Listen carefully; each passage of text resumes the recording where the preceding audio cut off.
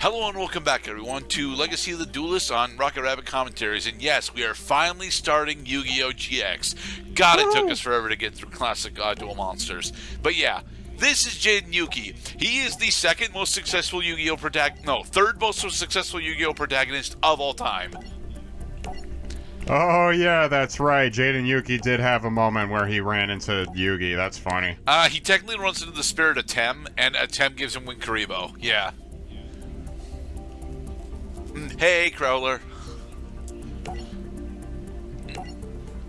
Okay, so, Yu-Gi-Oh! GX is the point of Yu-Gi-Oh! Where we start actually experimenting with a lot, with not only power creep, but specifically special summoning a lot. And with that, GX is specifically known as the time when fusion monsters, very specifically, and fusion monsters and to a lesser extent archetypes end up getting a lot of focus on. We'll be seeing that a lot throughout this. But since we're at the very start of GX, the only two archetypes that we really have access to, in theory, are Gravekeepers, Elemental Heroes, and Ancient Gears. There is the Dark Scorpions archetype, but they've got like four cards in total, and none of them are viable. So, yeah. At the time Prowler, before... why did you attack us with fucking Ancient Gear? Because he's a fool, and he's trying to lure us into a trap. But yeah, for the tutorial, we're specifically focusing on how the hell to play with Jaden, and Jaden is using a bunch of Elemental Hero stuff. Specifically, well, this duel is all about using Rampart Blaster and Flame Wingman in order to do awesome things. I actually really like Rampart Blaster. It is not a monster that I actually bothered to use on in my own time, but it is a card that I like sitting on when Jaden's got it. Also, Elemental Hero Kisnope. Nasp. I don't care. I'm going to keep pronouncing it Kisnope. I've pronounced it as Kisnope for the entirety of my life. I understand that it is supposed to be a plant pun. I don't know what the plant pun is. It's Kisnope, damn it. You and your Gerdat Knuggets. Yes. Also, Fusion Recovery is a fucking badass recovery card, and I wanted specifically to recover a Clayman because, Clayman is better than Burstinatrix, but we're setting up specifically for a Flame Wingman, so we need Burstinatrix. At the time before Yu-Gi-Oh! GX hit booster pack sales, Polymerization and Fusion Gate were the only two options in Yu-Gi-Oh! Besides Magical Scientists, if you count that as an option, that actually let you fusion summon monsters. This is true. Elemental Heroes would actually be one of the only archetypes to be able to circumvent polymerization using Miracle Fusion, and I think it was just Miracle Fusion for E-Heroes. We did actually have access to Future Fusion during GX, but I don't remember. Was that Cybernetic Rev? Is Future Fusion from Cyrev? Future Fusion, yes, that was Cybernetic. So Revolution. yeah, Future Fusion was meant to be used specifically with the Cyber Dragons. Man. Elemental Hero Flame Wingman. Yes, and he will use our Skyscraper bonus in order to kill Ancient Gear Golem, and then Kisnope will finish off Crowler. Yeah. Yep, just like how it happened in the anime, was Jaden dealt the finishing blow. Did not have Nosps then. He specifically did 1,000 points of damage to Crowler, and then finished him off with Flame Wingman with Skyscraper.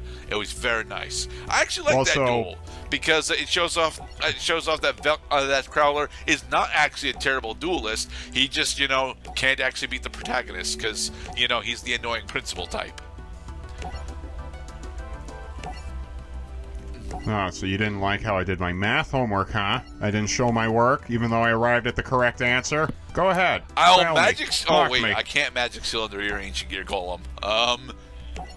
That's right, because you can't activate Spell or Trap cards until the end of the damage step. Yeah. I will feature your Ancient Gear Golem and then attack you with Gemini Elf. Yeah. Yeah. Chumley. Yeah, our intro to GX is a bit lengthier, but we're establishing the base rules for the anime here. Yeah, Jaden stays in Slifer Red by choice. Slifer wants to promote, and Chumley can't promote because he's too terrible of a duelist. Right, Slifer red, Raw yellow, and Obelisk blue. Right. Hey, Banner. God damn Sonic the Hedgehog colors.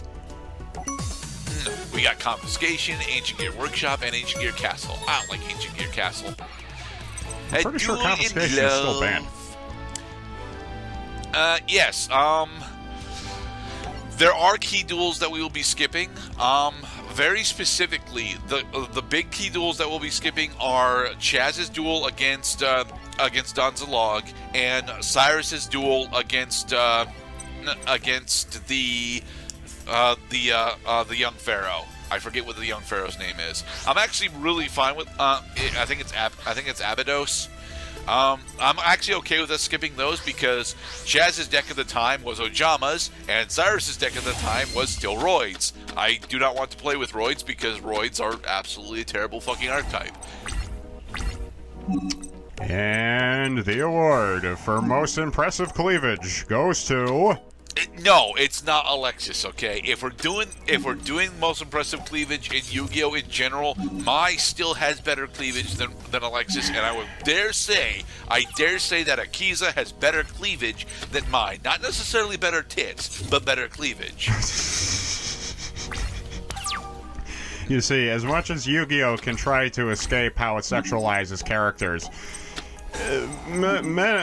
wide and expansive is the body of research that shows the difference between OCG artwork and TCG artwork. Yeah. For example, Harpy Lady. Yeah, Harpy Lady is wearing very literally a dominatrix outfit. Oh yeah, not all of Jaden's monsters get summoning animations. You notice that when we summoned Flame Wingman, it did not get one, but Thunder Giant gets one. Yeah, and Rampart Blaster also did not get an animation. Which is really fucking weird, because look, Thunder Giant is a very important play for Jaden, but at this point, at this point in the anime, it's actually his best fusion monster. But it is not the one that he uses the most. In fact, it's he actually uses the fusion monsters for his Elemental Heroes relatively well diverse. He's relatively well diverse throughout the first season. But even there, Flame Wingman and its a variant of Shining Flame Wingman are still the star players going through the first season. Goats. Yes. You remember when playing Scapegoat was actually viable because it gave you defensive options, right, Mr. Cloud? Oh, yeah. Well, now Scapegoat is viable specifically because it gives you easy access to Link 4 monsters. I'm not really going to explain that yet. I'm not. Nope. I want to bring it up as a point of complaints, but I'm not going to explain it. Yeah, you could have gone into you could have made another flame. I mean, mind you, like Flame Wingman right now costs me 100 points of damage. Who cause less damage. Yeah, correct. I would lose 100 attack points on the field if I went in the Flame Wingman right now. Well, I mean, you could have done a second main phase. What the hell is this? What? All she did was play Scapegoat. That's it. That's all she had. Yeah, this is something that we'll get into. That we will get into specifically as we go through the first season. A majority of the character decks for Season 1 of GX are fucking terrible. Alexis is very specifically trying to get her Cyber Ballerina stuff out. You know, Edgewell Cyber, Blade Skater, Cyber Gymnast, and all that. And those three monsters are the only monsters she has that she can summon. She has other monsters. She's got Cyber Prima very specifically. But unless she opens with one of her monsters and a decent array of support traps, Alexis is fucking terrible. I want to say that with Alexis's deck choice, it is relatively clear that the Rhodes family bought their way into Alexis's position.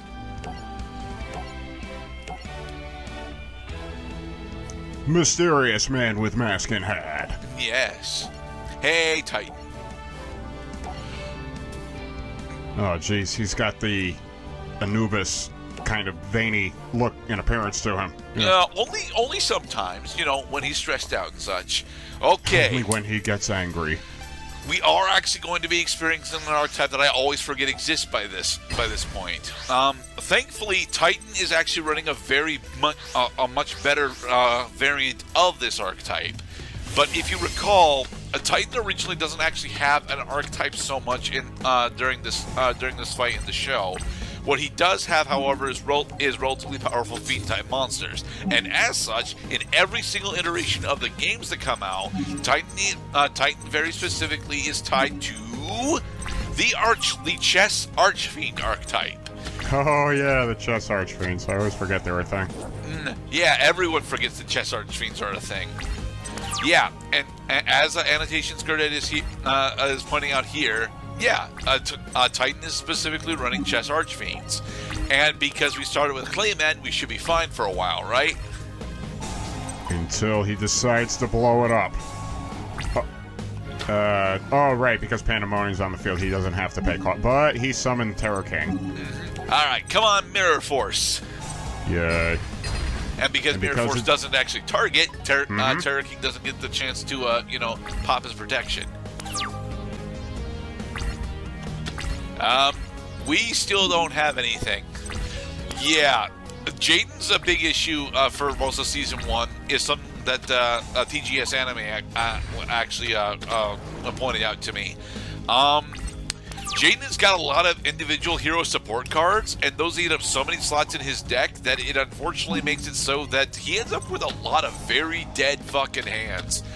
Like, Dark Catapulter is the best monster I have in my hand, and it's probably the highest stat monster. No, I still have a Clayman out on the field, so I have a monster with 300 more combined stats than Dark Catapulter.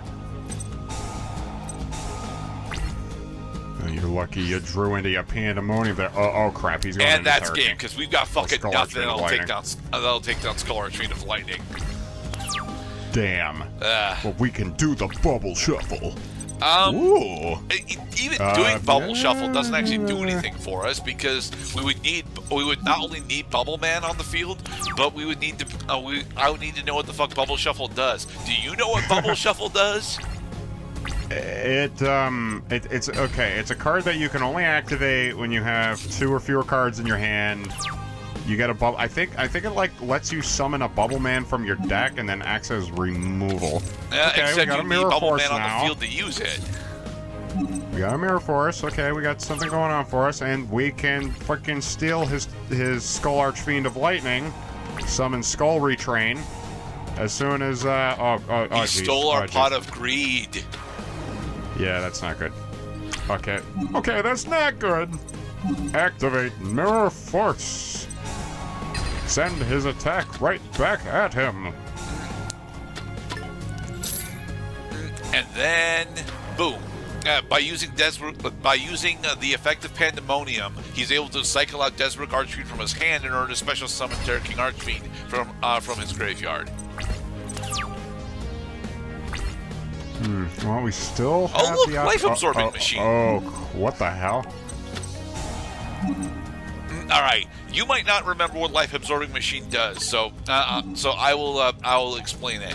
Anytime that you pay life points for any card effect at all, Life Absorbing Machine will refund you half the amount of life points that you paid. It is honestly a very good thing to run with the chess Archfiends. It's technically a chess Archfiend support card, but it comes with the caveat of being a continuous trap. So it is pretty specifically pretty terrible because of it. And now we're double dead because his Archfiend Paralabyrinth, which was released in the 3rd or 4th wave of Archfiend support, buffs his fiends but not mine. Yes. Right. Well, now he's getting a refund. Now the Pandemonium's off the field. He will have to pay costs, but because he's paying costs, he gets refunded. He's only going to pay $250 in total. So the Skull Archfiend of Lightning was cool like that. Pay $500, and then is it during the? I think it's during the next standby phase. Oh yeah, and Archfiend Paralabyrinth allows him to do this as well. Bone. So very boned. Bone. Sing the bone song. Okay, so we've got Skyscraper, but we have don't have a nothing powerful else. enough. Right. We got Spark Blaster, but we don't have Spark Man. We got Bubble Shuffle, but we don't have Bubble Man. We have Burst Tricks, but Burst Return is useless any fucking way. Well, what about the fucking trap card that we got? Mirror Gate? Yeah, Mirror Gate only... I will actually show off what Mirror Gate does right here. And you will see why it doesn't fucking matter. Is it because it targets? No, not because it targets, but because it very specifically will protect us for one turn, and it won't actually protect us for all that long for that one turn. Well, what in the world did he do that for? Oh, he banished Skull Archfiend of Lightning in order to thin out his deck. Because he summoned it from the deck. I thought he pulled it from the graveyard. Okay, but now that... Oh, okay. All right, it still went through, but he ran us over. Yeah, because we had to do that. We used... Mirror Gate allow... Oh, there's Sparkman. Come on, Sparkman. You can do it. I have faith in you. Spark Blaster. Wait, hang on. Okay, what does it do? Spark Blaster allows us to target... Oh, fuck. A monster and switch its battle position. Right, but because it's the Chess Archfiend, yep, he negated it and with then he Skull destroys Archfiend of Lightning. Because I think Skull Archfiend of Lightning gives you the highest probability of actually hitting. You get effectively a coin flip chance on it. And in the next episode, we'll take down Titan with Slow Burn. Be safe, everybody. We tried. I tried that, really you stupid hint system!